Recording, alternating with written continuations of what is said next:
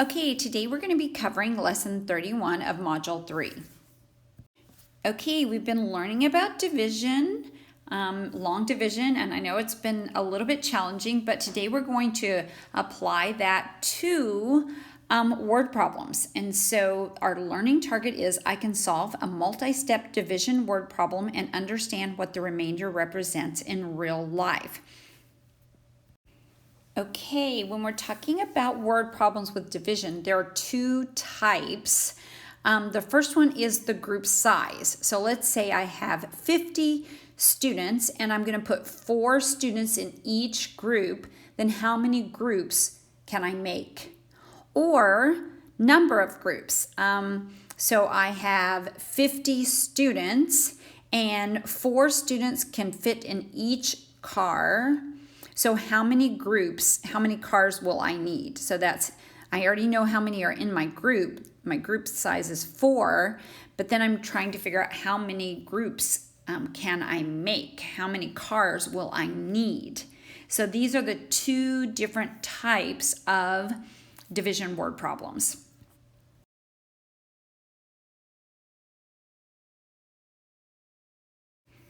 Okay, just a reminder that when we're doing word problems, we need 3 things: tape diagrams, equations, and answer sentences with the correct units. These are all very important when we're talking about word problems. It also helps us to just think about what we are actually solving. Okay, here is problem number 1. MAK is ordering new t-shirts.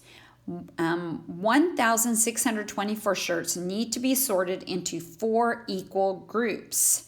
So we are trying to decide how many shirts will go into each group. So this is the tape diagram to show the group size. So our equation will be 1,624 divided by 4, and that will tell us how many t-shirts will go into each group. Okay, on your practice page, go ahead and draw the tape diagram for this, put your equation, go ahead and solve, and then make sure you write your answer statement. And your answer statement will say something like this: so many shirts will go in each group. And so you're finding the total, the division total here. Okay, the teacher will pause the video while you finish doing this problem in box number 1 on your practice sheet. Okay, and your answer sentence should say 406 shirts will be in each group. If you did not get 406, look back at your equation and see where you went wrong in your long division. Okay, here's our problem number 2. You're going to be doing this problem in box B. And this problem says, for our science experiment, we need 1,860 milliliters of liquid nitrogen. If Caleb pours equal amounts of nitrogen into 4 containers, how many millimeters of nitrogen will each container have? So we know our total, and we're going to divide it by 4. And so I drew a tape diagram down here. And then in this problem, we're going to have some left over. And I'm going to show you on the tape diagram to show how we would put that on the tape diagram and how we'd write that into our answer sentence. So let's start out with 1,860 divided by 4. Okay, when we do this problem, we would have 460 milliliters with 2 milliliters left over. So each container would have 460, 460, 460, 460.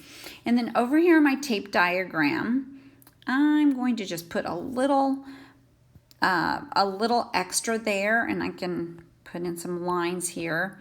And I'm going to show down here that it's equal to 2 milliliters because that's what I have left over. And remember that the entire amount of milliliters that we have here is 1,860. So if I went back and I added up 460, 460, 460, 460 plus 2, then I would get my dividend, which is 1,860. Now, how would I write that in an answer sentence? Let's look at the next slide and I'll show you how to write that in an answer sentence. Okay, so I could write a sentence like this. 460 milliliters would go into each of the 4 containers and he would have 2 milliliters left.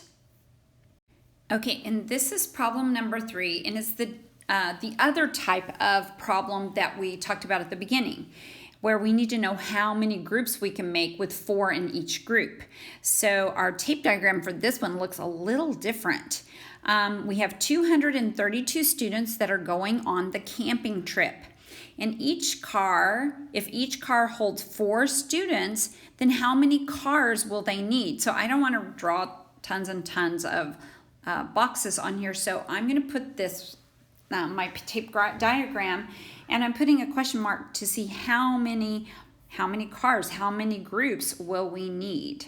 So this is very different when you're finding the number of groups.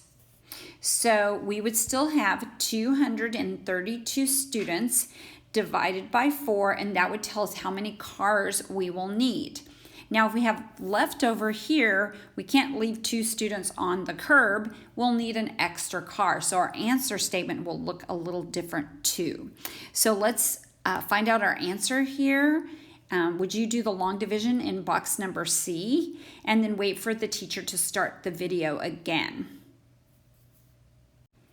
Okay, so if we do this, we don't have a remainder. We would need 58 cars to fit all the students in. If we'd had a remainder, let's say if we'd had a remainder of 1, we'd have to say we would need 59 cars because we would need an extra car for the 1 or 2 children that we had as the remainder. So when you're thinking about dividing, think about what you're dividing. Here we're dividing up students into cars.